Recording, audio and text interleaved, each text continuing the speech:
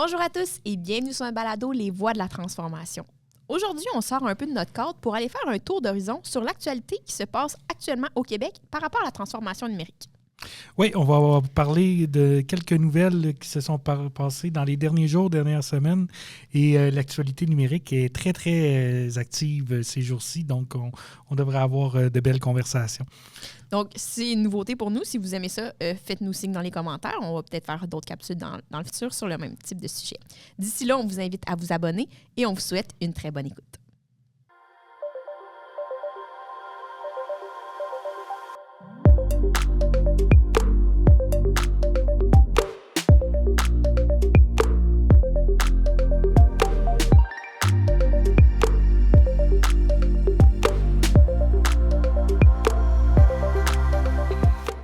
Jonathan, comme toujours, tu as fait la recherche au préalable pour me fider de l'information.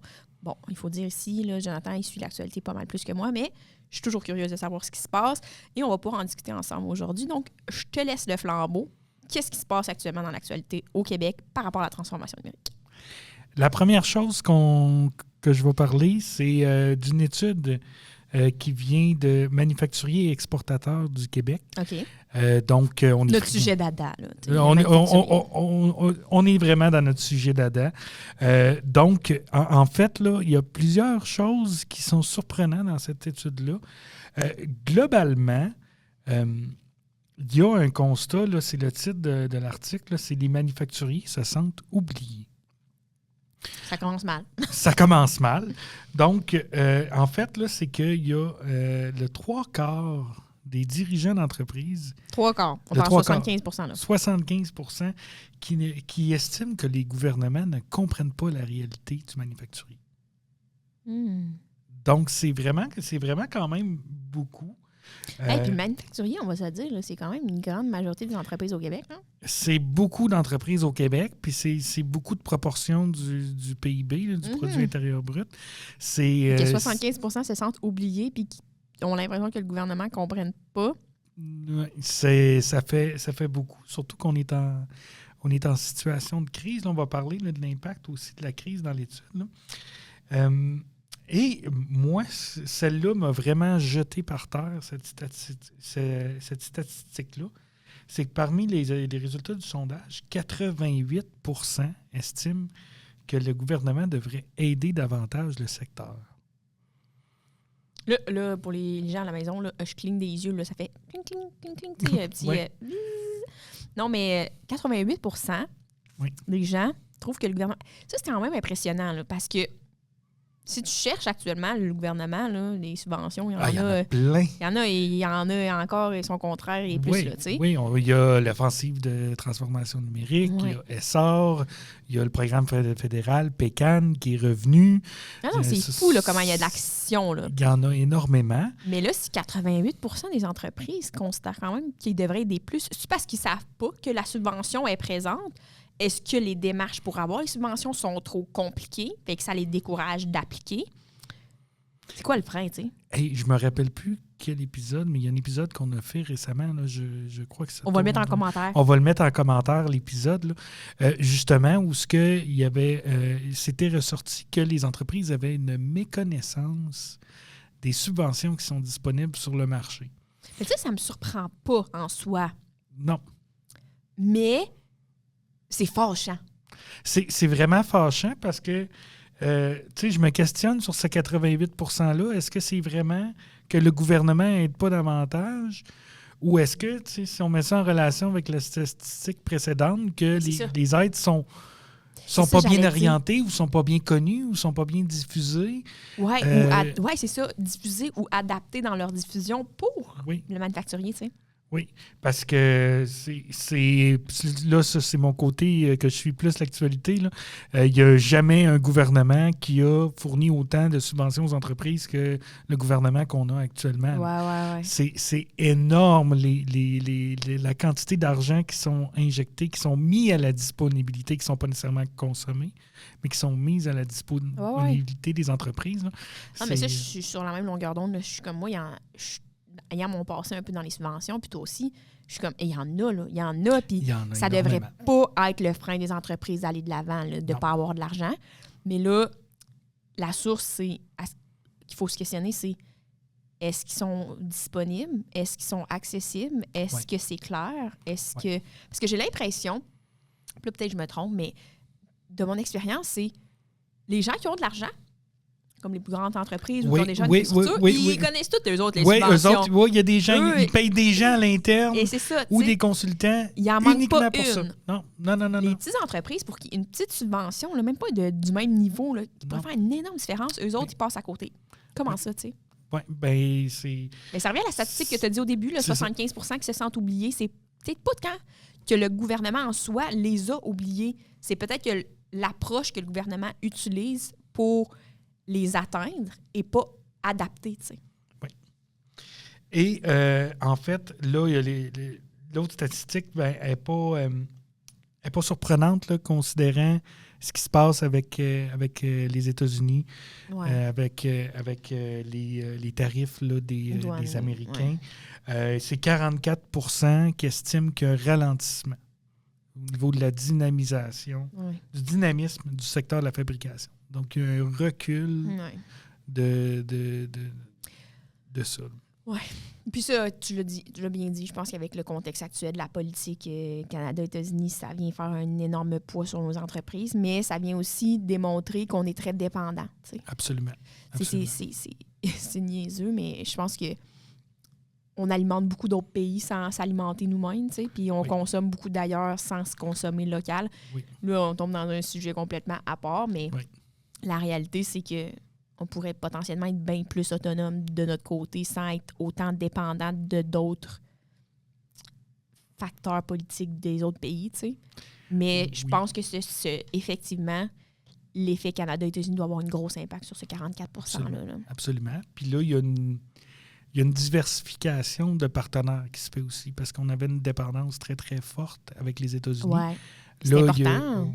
C'est important qu'on ait des bonnes relations avec notre voisin. Non, mais là, je parle, c'est important de se diversifier. Oui, c'est important de se diversifier aussi. Fait que là, il y a eu de l'ouverture avec la Chine, entre autres. Il va y avoir l'opportunité pour la Chine de vendre des véhicules électriques au Canada. Okay. Donc ça peut avoir un impact aussi. Peut-être qu'à terme, il va y avoir des usines qui vont venir se développer ici pour développer le marché. Donc, c'est un début de partenariat. Et présentement, là, les rumeurs qui courent, c'est qu'il y aurait l'équivalent de l'accord de libre-échange États-Unis-Canada-Mexique là, qui existe déjà, qui aurait l'équivalent qui serait en cours de négociation avec l'Union européenne.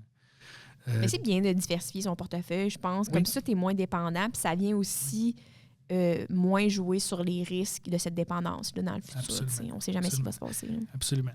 Fait que ce 44 %-là, il est pas surprenant, mais il y a peut-être des choses qui s'en viennent là, qui vont redynamiser le secteur.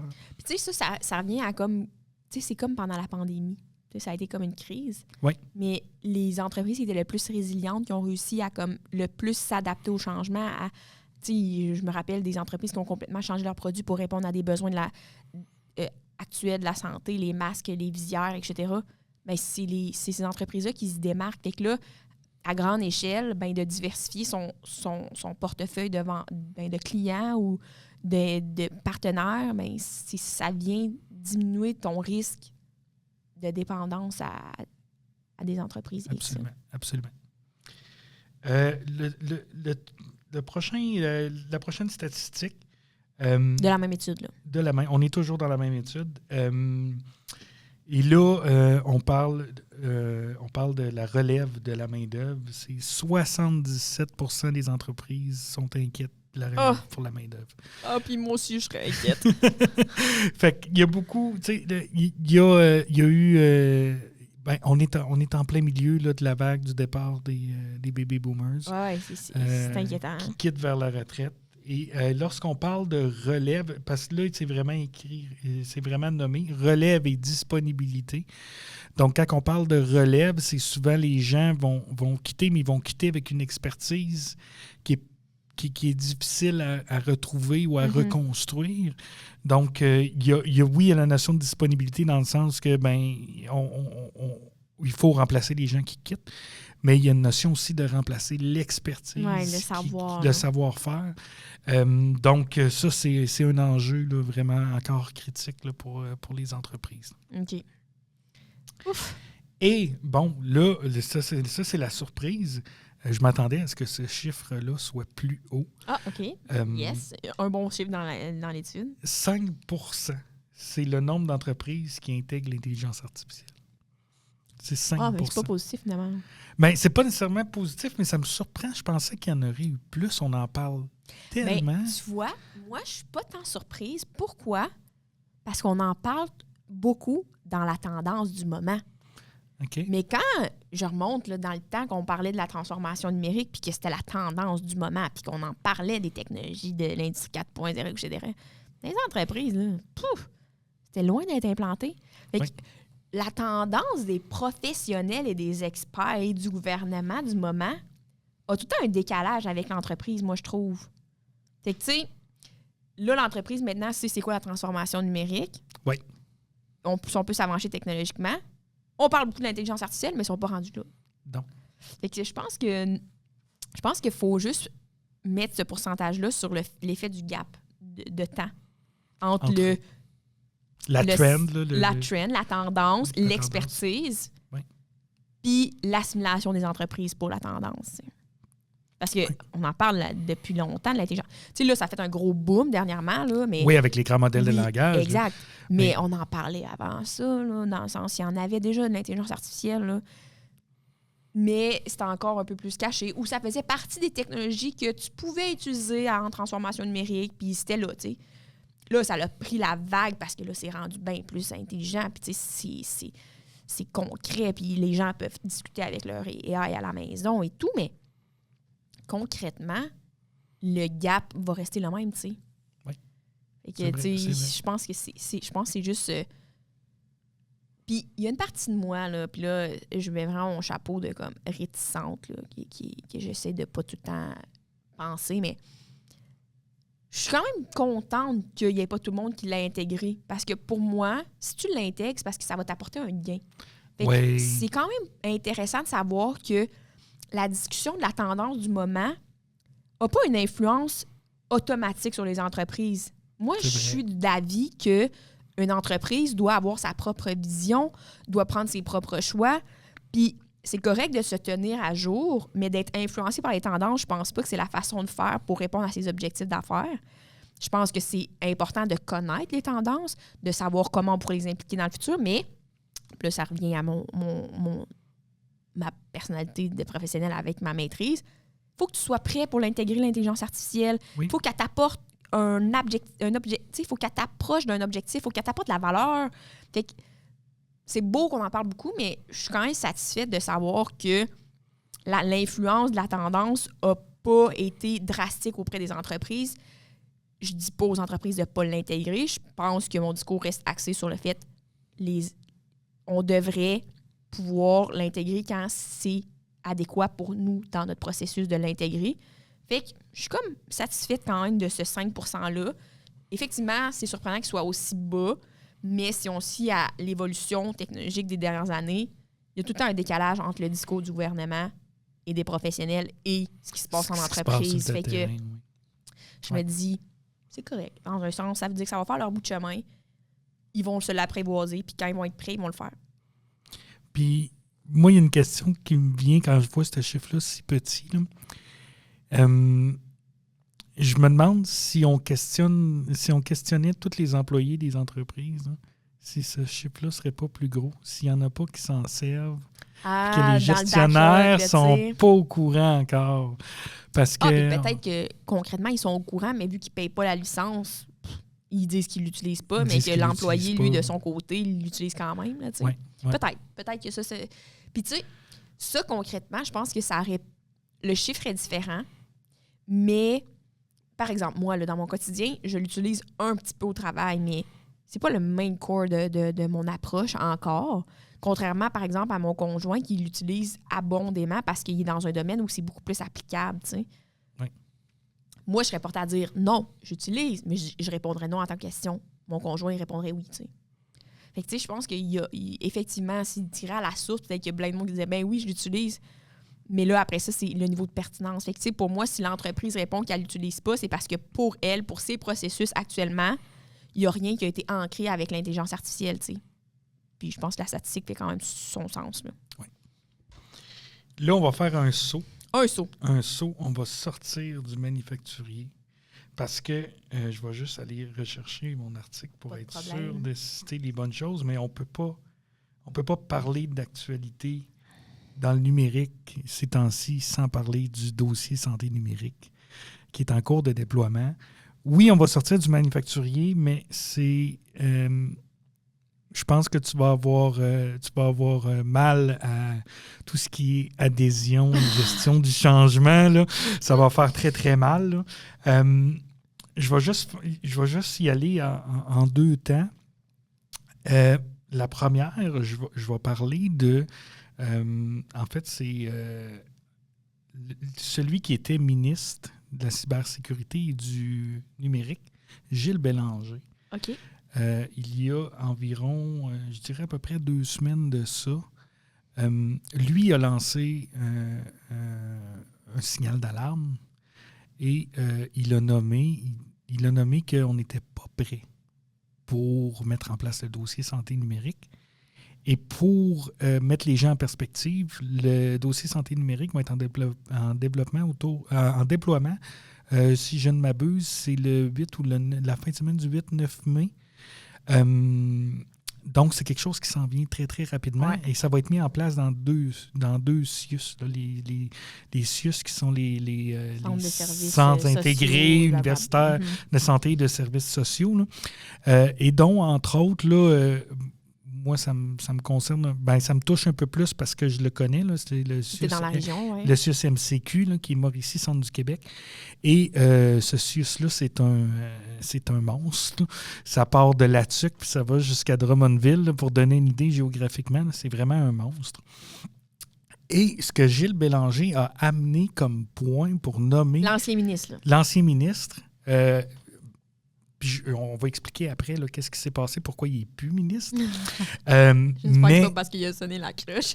Certainement pas parce qu'il a sonné l'alerte. Là. Certainement pas. Mais ce qui est le plus intéressant, c'est les points qu'il a amenés pour nommer qu'on n'était pas prêt. Parce que sinon, tu sais, on peut juste... moi, là, tu me les as pas dit encore. Là. Non. Puis avec ma suivi de l'actualité, je le sais pas. Là. Mais ça veut dire que lui, à titre de ministre, on va dire comme professionnel, OK? Oui. Il s'est senti responsable de sonner la cloche puis de mentionner « on n'est pas prêt oui. ». Et ça, pour moi, là, c'est un gros thumbs up. Là. Dans le sens, pour moi, là, c'est genre « je te félicite de ne pas me faire crasher dans un mur ». Oui, absolument. Je te laisse continuer. Absolument. Le premier point, c'est un point très important qu'on risque de couvrir dans nos prochains balados. Moi, je veux le couvrir absolument, c'est la souveraineté numérique. OK. C'est que... au moment où on se parle, les données vont être hébergées par une compagnie américaine. Et là, ce que ça implique, c'est que nos données seront peut-être potentiellement hébergées au Canada. On ne sait pas exactement où ils vont être hébergés, mais potentiellement vont être hébergés aux États-Unis. Et il y a une loi américaine qui est passée il n'y a pas très longtemps qui permet au gouvernement américain de demander aux entreprises d'accéder aux données même si les données ne sont pas hébergées en sol américain.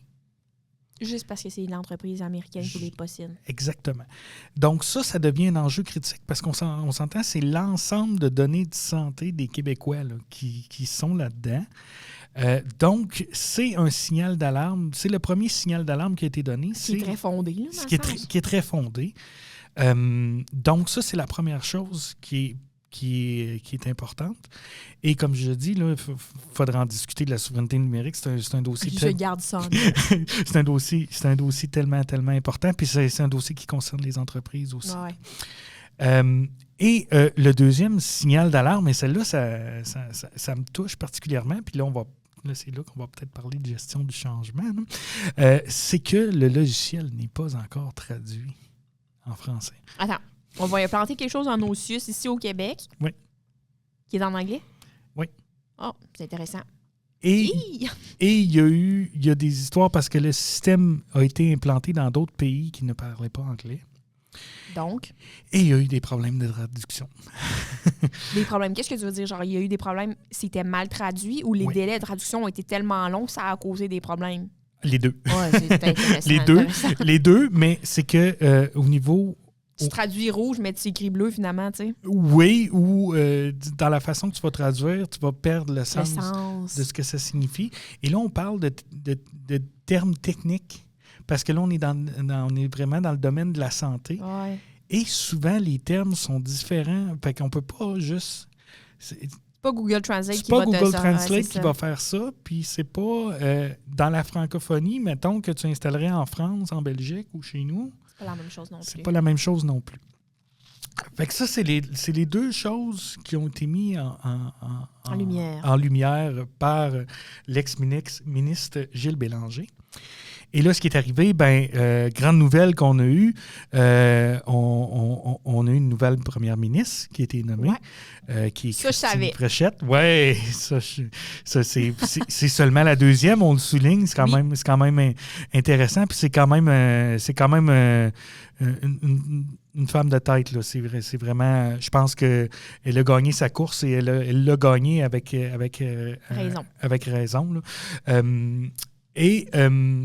Et dans son remaniement, elle a écarté carrément Gilles Bélanger. Il n'a pas été nommé au Conseil des ministres. Mais c'est lui qui était porteur de ce projet-là. C'est lui qui a remplacé un autre là, déjà, mais c'est lui qui était porteur de ce projet-là et c'est lui qui a sonné l'alerte. Et pourtant, ce ministre-là a été le premier qui a sorti pour appuyer Christine Fréchette. Donc, c'est un peu... Une chance qu'on ne parle pas trop souvent de politique. Je pense qu'on s'enivrait. fait que c'est étonnant qu'il n'ait pas été nommé et c'est surtout étonnant qu'il ait été écarté. Là, OK. Mettons qu'on exclut ça. La personne qui le remplace, la personne est bonne ou elle n'est pas bonne? T'sais? Si tu remplaces quelqu'un pour quelqu'un d'un peu plus compétent parce que tu sais que tu as un défi qui s'en vient, mais là, politique parlant, tu veux pas t'en mêler, OK, c'est correct. Mais tu te dis au moins, la personne qui va prendre en reine, genre en charge, les reines, on mélange toutes les expressions ensemble, tu te dis, bon, ben peut-être aller chercher la compétence, tu sais. Fait que c'est-tu le cas? Je vais te laisser en laisser juger les gens qui nous écoutent, mais la personne qui a hérité du ministère de la Cybersécurité et du Numérique, c'est France-Hélène Duranceau, l'ancienne ministre de l'Habitation, qui est maintenant conseillère, qui est ministre au Conseil du Trésor. Et donc, c'est une promotrice immobilière, c'est une agente immobilière. OK. Ça ne veut pas dire qu'elle n'aurait pas les compétences, mais encore, OK. Mais c'est ça. Et elle s'est empressée de dire... de prendre position sur la question, c'est sûr. Prendre position sur la question. Et elle a dit, on y va. On y va. Et elle n'a pas dit, on y va, mais on a mis ça en place pour pallier à tel risque. Là. Éventuellement quand? Les données seront hébergées sur le nuage du gouvernement du Québec. Mais quand? Ça, on ne le sait pas. Parce que t'as beau me promettre que tu vas les rapatrier, le temps qu'ils ne sont pas rapatriés, il peut arriver n'importe quoi, mes données, là. En temps voulu, au moment opportun, c'est très, très vague. Et pour ce qui est de la traduction, là, on balaie ça. Tout le monde est bilingue, pareil, au Québec, on le sait. Oui, tout le monde est bilingue. Ici, beaucoup de sarcasme. Non, mais tout le monde...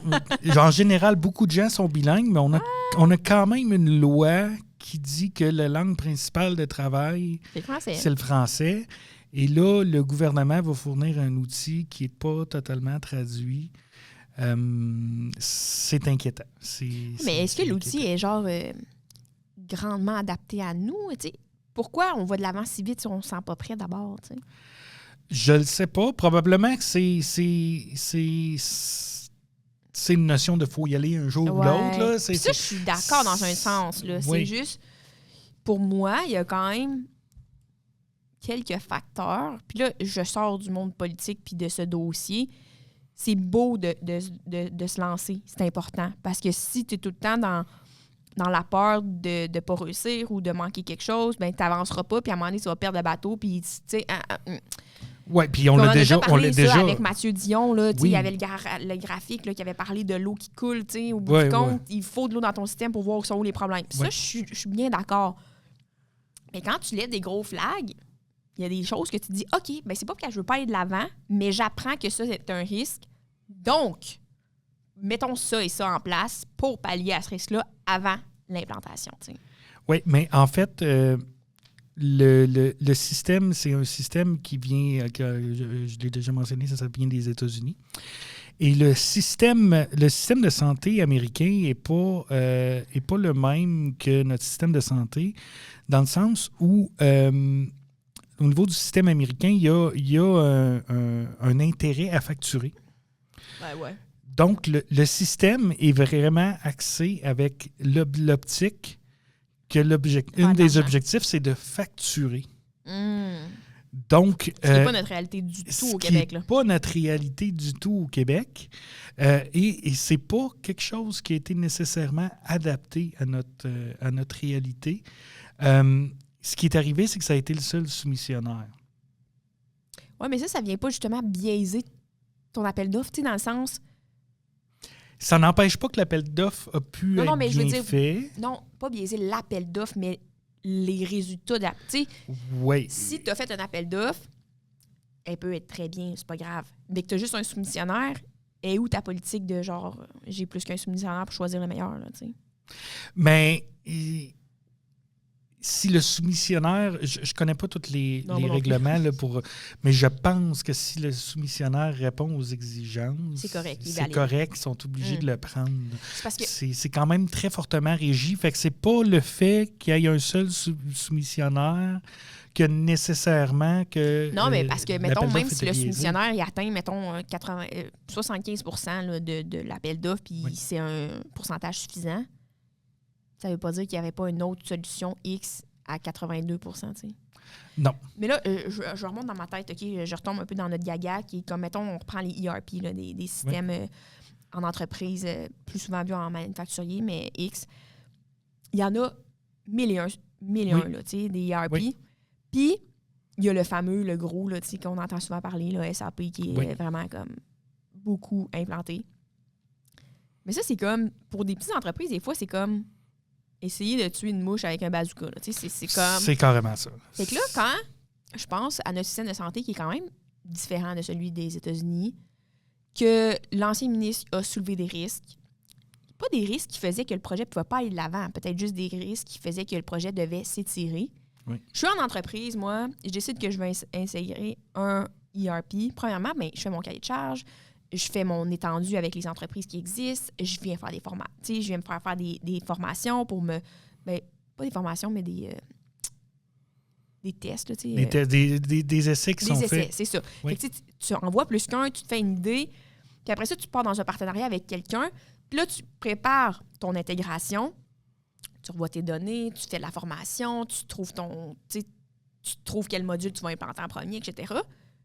Puis, on en a parlé souvent. Là. Notre premier épisode, c'était avec justement Souci Techno qui avait implanté leur logiciel super rapidement. Mais la réalité, c'est concrètement, là, ça se peut que ton time-lapse, en fonction des risques et des problèmes que tu rencontres, ils s'élargissent. Oui. Puis je pense que l'erreur actuellement, c'est peut-être pas le système. C'est pas qu'il va être hébergé ailleurs. Je pense que c'est d'y aller les yeux fermés. T'sais. Oui. On va gérer ça plus tard. Non, si tu as les risques déjà, prends les actions tout de suite pour pallier au risque pour que quand tu intègres, que ça soit, mettons, 3 mois plus tard, tu subisses moins de répercussions. Surtout si tu savais. Tu sais, je pense que c'est important de se lancer. Mais la réalité de la chose, c'est si avant de me lancer, je sais déjà que je vais me noyer, pourquoi je saute? Oui. Je pourrais prendre le temps de mettre une flotte, là. Oui. Ou je pourrais me dire, je vais plonger demain parce que la météo aujourd'hui n'est pas bonne. Tu sais? Puis là, c'est sûr qu'il y a des signaux d'alarme qui viennent au niveau opérationnel aussi. Là. Il y a des médecins qui sont sortis ouvertement pour dire, tu sais, comme je disais, le CIUS-MCQ, là, c'est un monstre. C'est très, très grand géographiquement. Et qu'est-ce qui va arriver? C'est que, par exemple, il y a une portion de la population, si on veut les dévier vers d'autres hôpitaux, parce qu'il y a vraiment des inquiétudes opérationnelles.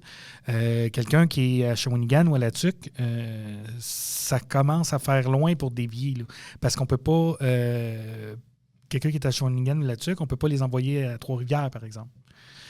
Quelqu'un de Latuc, on va l'envoyer au Saguenay. Ils n'ont pas le même...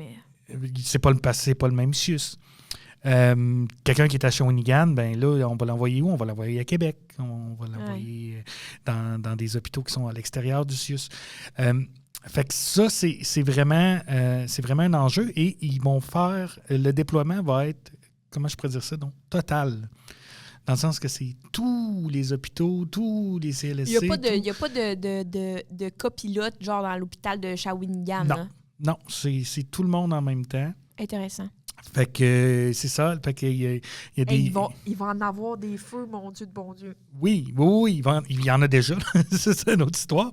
Mais c'est sûr qu'il va en avoir. Puis, tu sais, c'est comme un médecin a dit là, sur les réseaux sociaux, a dit si vous avez un ongle incarné, attendez une semaine.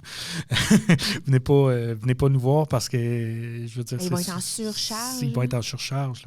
Là. Mais ça, c'est... Pour moi, c'est quand même un peu négligent de faire ça. Ben, c'est que... tu sais, la question, c'est toujours c'est une gestion de risque. Là. La question, c'est est-ce qu'on va être capable de vivre avec les conséquences des risques qu'on a pris. Là. Fait que, tu sais, on joue avec la santé des gens. Mettons, là, je retourne à mon ERP. Là. Quand je fais mon go live, là, souvent, là, j'ai même pas tous les modules activés là, parce que je veux être capable de comme m'adapter puis répondre. Ça sera jamais parfait un go live. On le sait, puis ça, c'est bien correct. C'est du logiciel, puis c'est bien normal. Mais la réalité, c'est que je peux me donner les meilleures chances pour pas être enseveli de genre de délai, d'appel. Tu sais, si à titre d'ERP, je me dis, je vais implanter mes 3 premiers modules qui sont tout un peu interreliés, puis on va de l'avant, on fait mon go live, on pallie ça pendant 2-3 semaines, 2-3 mois, dépendamment de la grandeur de ton entreprise. Go après ça. Mais tu sais, là, tu me dis, on va faire un go live dans tous les hôpitaux du SUS MCQ en même temps, puis on va espérer se croiser les doigts, puis tout va bien aller, tu sais. Tout va mal aller. On le sait, on peut le dire, c'est un fait. Tout va pas bien aller, c'est sûr. Parce que les imprévus de logiciel, c'est grandiose. C'est un nouveau système, le monde ne le connaît pas, il est en anglais, ça va rajouter des délais. Fait que là, qui va subir ça au bout du compte? Ben, c'est les usagers, là, tu sais. Oui. Fait que je comprends le médecin qui dit « Venez pas si vous avez un ongle incarné », mais... Ben oui. Mais la réalité, c'est... Ben, mon ongle incarné me fait quand même mal, puis où je suis posée aller? Je suis posée aller à l'hôpital quand j'ai pas de médecin de famille. Fait que je fais quoi maintenant? Là, je tourne en rond, là? Oui. Fait que c'est un petit peu le topo de ce qui s'en vient avec le dossier santé numérique. Là. C'est pas mal ce qui occupe l'actualité. Une chance, je lis pas l'actualité, moi, finalement. Oui, ben on pourrait couvrir plein en tout cas, on souhaite le meilleur. Mais on souhaite le meilleur. Tant qu'à faire, on espère que ça... On va dire ça de même. On espère que par rapport à cette implantation-là, ils en apprennent assez pour répondre assez rapidement aux problématiques, c'est ce qu'on souhaite. De calmer la tendance de ce logiciel, puis que ça vienne apporter le bienfait qu'ils recherchent, tant qu'à faire. Oui. Parce qu'on s'entend, il faut que ça se fasse. Il faut que ça se fasse un jour ou l'autre. C'est peut-être des signaux d'alerte, là, comme on en discute, c'est peut-être des signaux d'alerte qui sont assez critiques pour repousser un délai. Mais c'est ça. Je te dis pas repousse-le dans 3 ans. Repousse-le quand tu auras comme une vraie réponse qui n'est pas « on gérera ça plus tard ». Oui, c'est ça la réponse présente. Si plus tard, tu anticipes de l'héberger sur le serveur du Canada, ben dans combien de temps? Si